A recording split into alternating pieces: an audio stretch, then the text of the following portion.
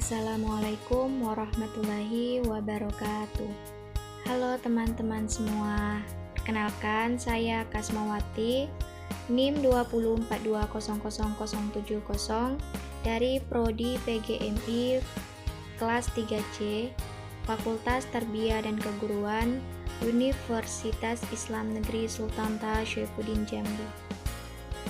Tujuan video ini untuk memenuhi tugas ujian tengah semester pada mata kuliah Psikologi Belajar yang diampu oleh dosen Ibu Dr. Saidah MPD. Ada 5 pertanyaan. Yang pertama, apakah yang dimaksud dengan psikologi dan psikologi belajar? Yang kedua, apakah manfaat mempelajari psikologi belajar? Metode apa saja yang dapat diterapkan pada psikologi belajar? Yang ketiga, mengapa perkembangan dan belajar tidak dapat dipisahkan? Yang keempat, apa pengertian belajar dan ciri-cirinya? Yang kelima, pada pembelajaran tema cita-citaku kelas 4 Madrasah Ibtidaiyah, aktivitas apa saja yang dapat dilakukan oleh siswa untuk belajar tema tersebut? Usaha apa yang dapat dilakukan siswa supaya efisien belajar? Yang pertama, apakah yang dimaksud dengan psikologi dan psikologi belajar? Psikologi berasal dari perkataan Yunani psyche yang artinya jiwa dan logos yang artinya ilmu pengetahuan. Secara etimologi, psikologi berarti ilmu yang mempelajari tentang jiwa, baik mengenai macam-macam gejalanya, prosesnya maupun latar belakangnya.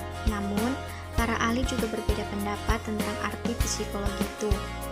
Ada yang berpendapat bahwa psikologi adalah ilmu jiwa, tetapi ada pula yang berpendapat bahwa psikologi adalah ilmu tentang tingkah laku atau perilaku manusia.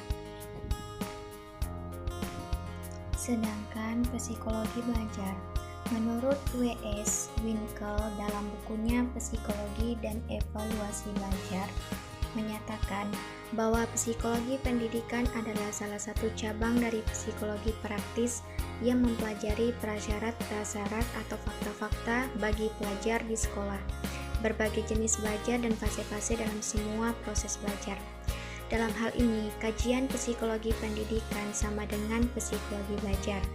Dapat disimpulkan bahwa psikologi belajar adalah ilmu pengetahuan yang berusaha mempelajari, menganalisis prinsip-prinsip perilaku manusia dalam proses belajar dan pembelajaran.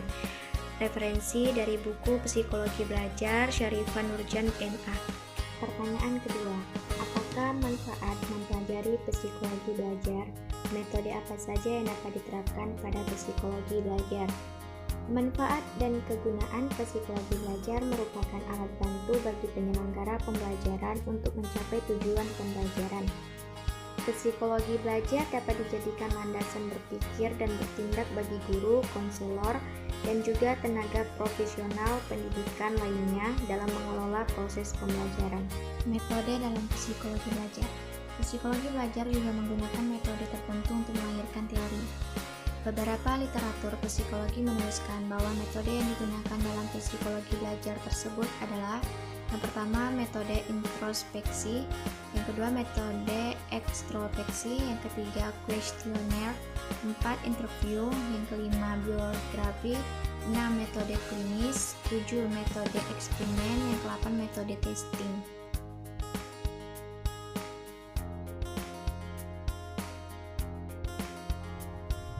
Yang ketiga, mengapa perkembangan dan belajar tidak dapat dipisahkan? Karena seiring dengan meningkatnya umur anak, maka cara berpikir anak pun bergerak dari yang konkret menuju yang abstrak. Dalam belajar, anak dapat melakukan representasi mental dengan sebaik-baiknya. Penyerapan, pengolahan, dan penyimpanan kesan yang terorganisasi dengan baik akan mempengaruhi kekuatan ingatan.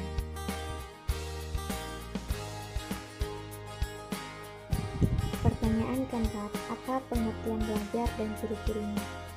Berdasarkan definisi belajar, maka belajar dapat diartikan sebagai tindakan atau perubahan perilaku seseorang yang kompleks, sehingga terjadi perubahan dalam diri seseorang baik dari segi kognitif, afektif, atau psikomotor. Ciri-ciri belajar.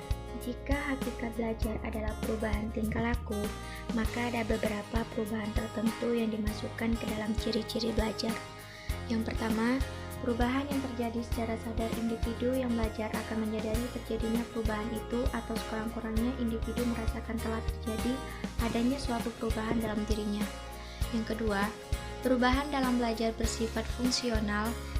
Sebagai hasil belajar, perubahan yang terjadi dalam diri individu berlangsung terus-menerus dan tidak statis. Yang ketiga, perubahan dalam belajar bersifat positif dan aktif dalam perbuatan belajar. Perubahan-perubahan itu selalu bertambah dan tertuju untuk memperoleh sesuatu yang lebih baik dari sebelumnya. Yang keempat, perubahan dalam belajar bukan bersifat temporer atau sementara. Perubahan yang terjadi karena proses belajar bersifat menetap atau permanen.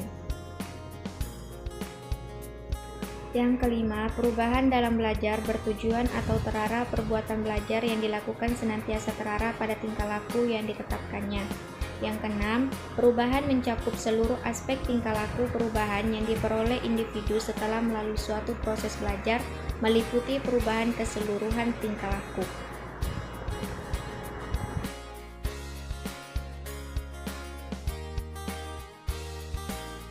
Yang kelima, pada pembelajaran tema Cita-citaku kelas 4 Madrasah Ibtidaiyah, aktivitas apa saja yang dapat dilakukan oleh siswa untuk belajar tema tersebut?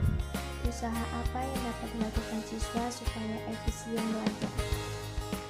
Aktivitasnya seperti dapat berpuisi tentang cita-cita di depan, dan siswa dapat menebak mempunyai keinginan di masa depan di saat dewasa. Contoh, saya ingin menjadi guru. Usahanya praktik membacakan di depan tentang cita-citanya. Baik, itulah pembahasan jawaban dari pertanyaan ujian tengah semester dari saya. Saya ucapkan terima kasih, semoga bermanfaat bagi kita semua.